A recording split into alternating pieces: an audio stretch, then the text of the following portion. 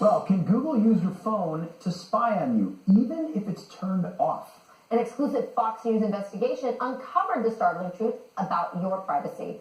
Fox News Headlines 24/7 anchor Brett Larson joins us now to explain. Brett, good morning. Yes, the terrifying information about Google tracking you, and they are tracking your every move, but what exactly do they know? We took a tour of DC with 2 Android phones, one of them in airplane mode, and both not connected to Wi-Fi to find out what kind of data Google collects. Take a look at what we found. Our first stop, Sim's Convenience Store, just outside our Fox bureau, for a quick coffee. From there, we took a walk to the Capitol and took a quick walk around the Senate office buildings, and then decided to hop in a car and head around town. Hello. To run our test, we had to do more than walk the block, so we took a tour around our nation's capital. First, due north to the Children's National Medical Center Hospital, then west to St. Albans School and the National Cathedral.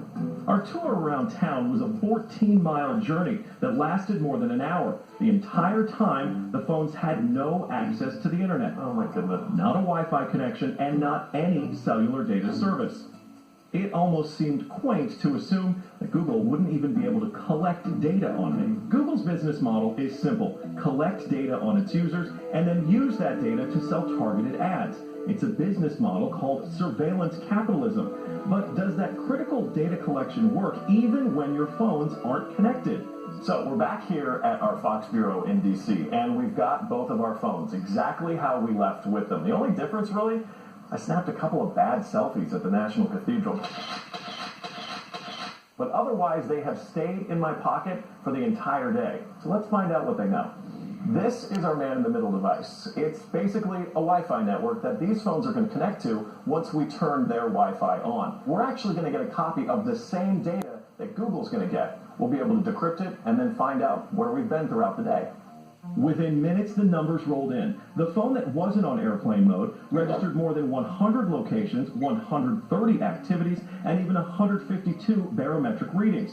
As soon as it hooked up to our Wi-Fi, it transmitted 300 kilobytes of data straight to Google. The phone even logged our exact locations, tracking us all around town, the Capitol, the hospital, the school, and the cathedral. Now you may notice what's missing here is the exact route that we took, but it got that data too. It knows when I got out of the car. The metadata has a time log down to the very second, tracking everything. When they think that you're walking, riding, and yes, even getting out of the car. Okay, so you're thinking, this isn't a big deal, I'll just put my phone in airplane mode. Yeah, we thought of that too. This is the other phone that we had with us that no SIM card also remained in airplane mode the entire time.